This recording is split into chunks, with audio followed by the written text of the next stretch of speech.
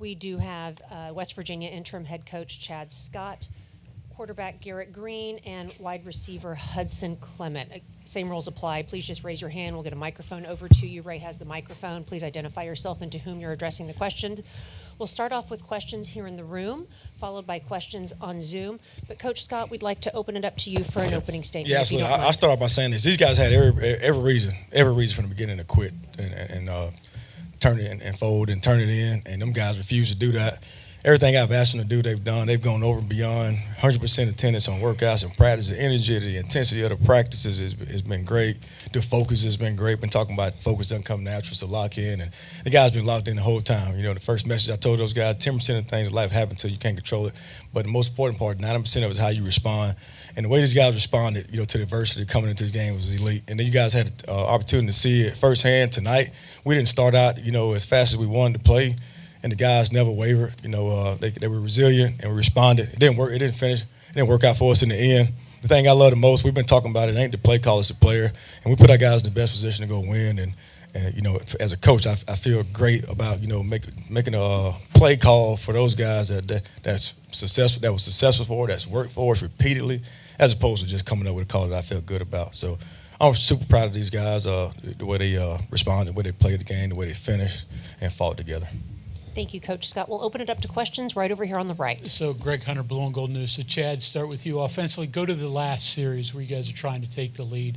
What's the strategy? What are you guys trying to do? What's the call there at the end? Well, the call was it's a verse call. It's the call that's had been successful for us at the last, you know, I believe 5 to 6 drives. And it was a great call because it was it's what we were great at, what we were best at, and you know, we just fell a little short. But that was the same play that we've hit several times throughout the game, and we just fell short. Everybody felt great about the play call, and the guys felt comfortable with it, and we just fell short.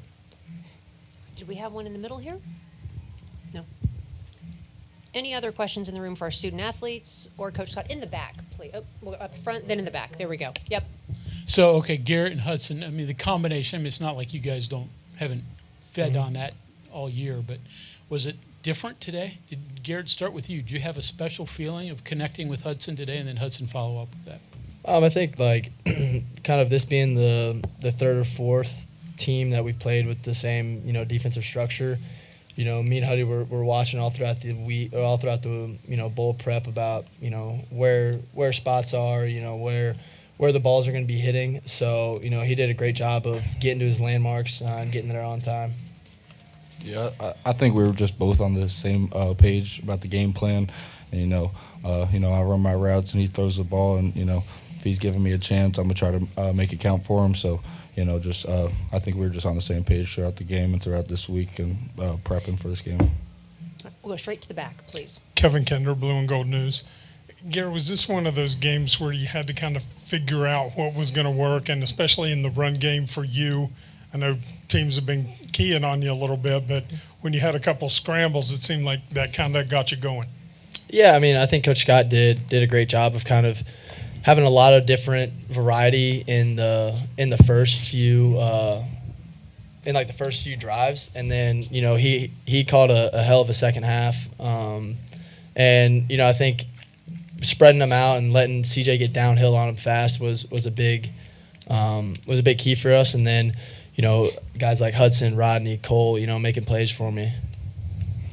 Yeah, Garrett, from visiting Texas here in high school, the coaches switch, all the players you played with, just talk about how much West Virginia means to you, everything you've been through, the player switch, quarterback switch. Just clearly West Virginia means a lot to you, so just let us hear a little bit about what's going through your mind, because obviously you mean the world of West Virginia, so what does West Virginia mean to me? West Virginia means, you know, a lot to me, and, you know, it's been such a great honor to wear the uniform, wear the WV. You know, I wish I could have got it done tonight, but just wasn't good enough at the end of the game. But, you know, I'm super happy that, you know, a 17-year-old kid made a decision to come up to the mountains. Back to the right, please. So really, for all three, you start with you, Chad. The emotions when they miss the field goal, and you know you only have a chance with time left, but a chance to win it. What's your emotion? Well, first of all, I'll say this. First of all, like he said, he had a chance to win the game. Like he didn't lose that game for us. I wish if I can go back, I would have been more aggressive at the beginning of the game. I thought I was too conservative calling the football game. Just trying to, just trying to figure him out or whatnot. So if I can go back, I'll be more aggressive coming out and shoot my shot early on, and that's what we ended up doing right before half. So he had nothing to do with how the outcome of this game unfolded. I'll take accountability for that because we had the opportunity early on when the defense got a couple of stops to shoot our shot, and I was too conservative early on. So that's not on him at all. As far as when those guys got the stop, we've been talking all week about, again, it ain't the play call, it's the player. And whatever that play call was, which I have no idea what it was, those guys came up with the stop. They're resilient. They fought to the end. You always kind of tell the identity, the personality of the culture, mental toughness of a football team and how the field goal block team. And those guys, they was real close, got to it, and it affected it. And all we've always talked about offensively, just give us a shot. And we had our shot. So when we had our shot, we shot our shot, and we didn't make it.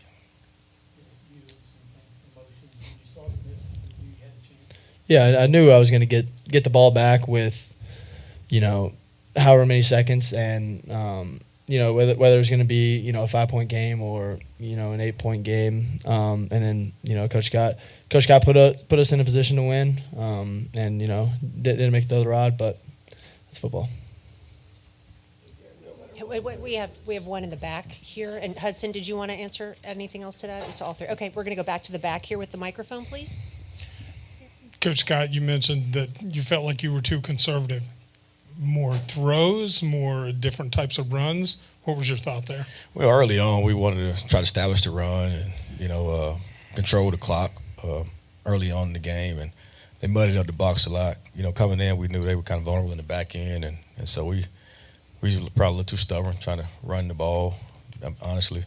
And so, I think going into the second quarter, we said we're just going to play ball. We're just going to shoot our shot. I told the defensive guys, hey, we're going to be aggressive. So, hey, trust the call. We've been telling the guys all week long to keep it easy so those guys don't flinch, don't think, just go play ball. And that's what I told them. I say, Dave, listen, keep it easy so those guys go out there and play ball because we're going to be aggressive. So it could be we might go 3 and out. Now, fortunately for us, we were scoring. We kept scoring. Really, I think last 6 drives we scored on their last one. Ran out of time right before halftime, kicked the field goal. Phenomenal job by Michael Hayes up into this last possession here. So should have just been more aggressive coming out the gates. And then Wyatt Milam, I think he just played on the first series. Was that a plan or did something happen? That was planned. All right, now with questions in the room done, we're going to go to Zoom. We have one on the Zoom. Mitch, if you would unmute yourself, identify yourself, who you're representing, and address your question, please. Hey guys, Mitch Davis at MitchDavisShow.com. This is for all three of y'all. I do want to ask you about Memphis, University of Memphis. It's kind of physicality-wise, who do they remind y'all most of the Big 12?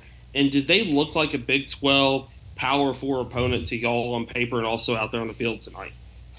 I don't know. You can look at the height and weight. Structurally, they're like Iowa State. But 11's a really good player, and then 1's a really good player. So yeah, they're a great football team. They're a great football team. They play fast. They swarm around. They put the guys in position to be successful. They go out and make plays. I think it was a exciting football game. It was a challenging football game. We knew either way it wasn't going to be easy for them. It wasn't going to be easy for us. But they're a great football team. All right. No more questions on Zoom? No more questions in the room? All right. Thank you, gentlemen. You nailed it. It was an